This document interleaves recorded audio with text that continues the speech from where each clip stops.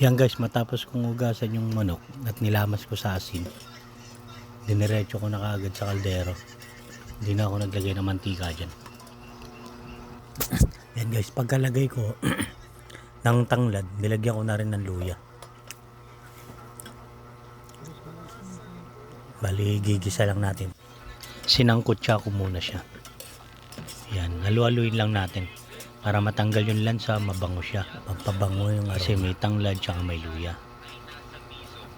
Napakabango niyan. Malansa. Tanggal ang mga lansa. Yung amoy ng manok, tanggal din. Napakasarap na ito. Kinamatisang tinola ng manok.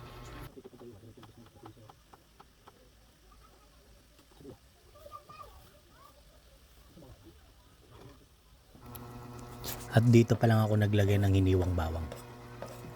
Tapos sinamahan ko na rin ng kamatis, hiniwang kamatis. Sarap niyan guys.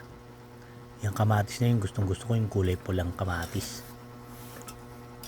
Alam naman natin na mataas yan sa immune system. Maraming paboritong na anyan, kamatis na yan.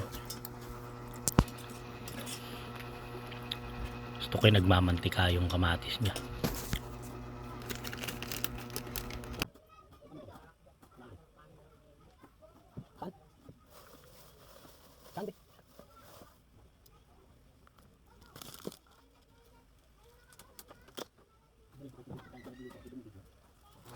At dito pa lang ako naglagay ng paminta, dinurog na paminta.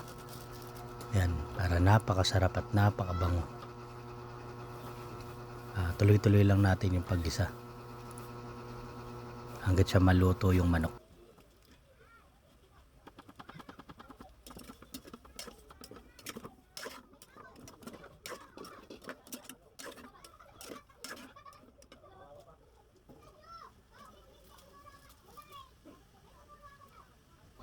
Naglagay na rin ako ng Knorr cubes chicken dito. Tapos ngayon pala ako naglagay ng sibuyas.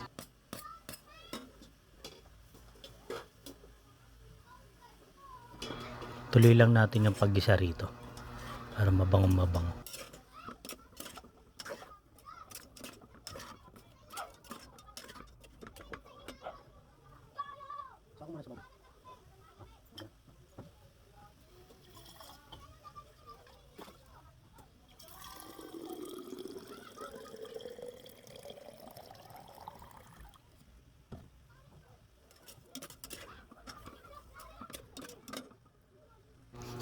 At dito na ako naglagay ng tubig para sa sabaw. Yan, dinamihan ko na kasi yung mga anak ko mahilig sa sabaw itong mga to. Pagka sabaw ang ulam nila, marami silang nakakain. Masarap pa naman ang sabaw pagka tag-ulan o kaya taglamig. Saktong-sakto yan.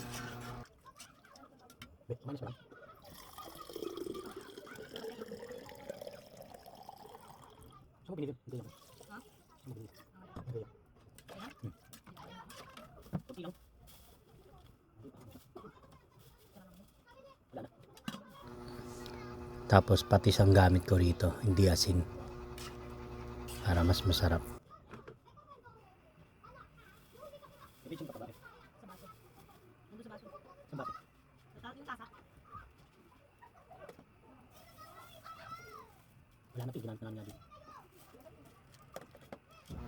At naglagay na rin ako ng magic sarap, konti lang.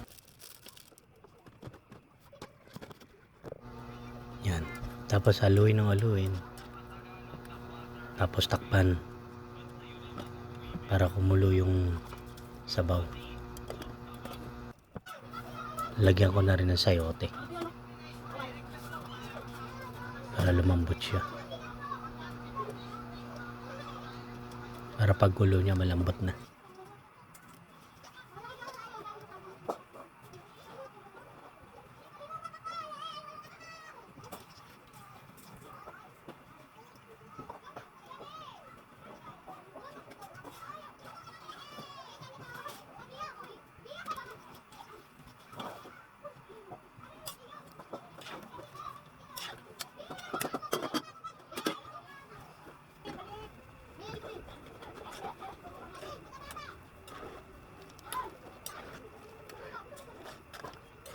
Haluin natin uli. Tapos tanggalin na natin yung tanglad.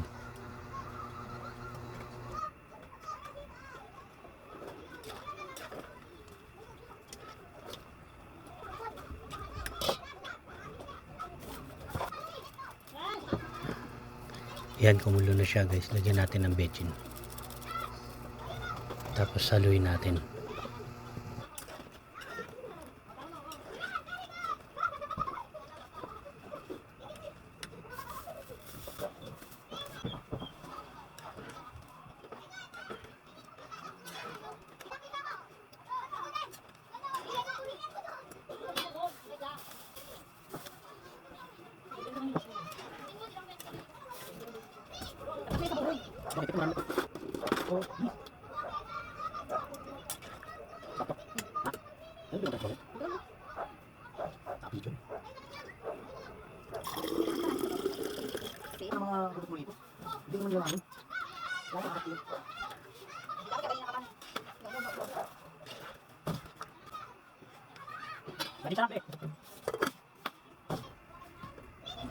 Yan, malambot na yung sayote. Ngayon lagyan natin ng daon ng sibuyas para lalong mas masarap.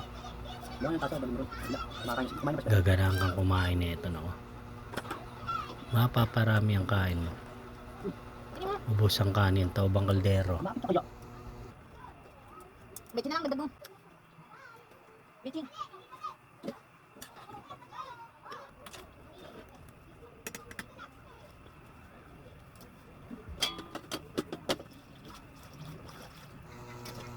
Yan, kumulo na. Lagay natin na yung pechay. Yan ang pinakamasarap dyan, pechay. Masustansyang pechay. Mga 5 minutes, okay na yan. Pagkulo.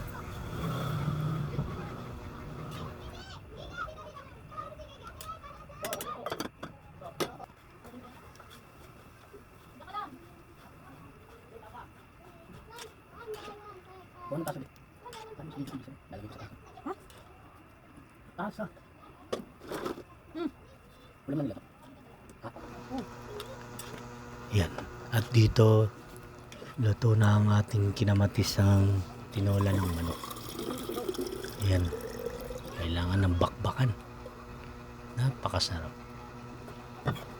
Sabaw pa lang. Masustansya.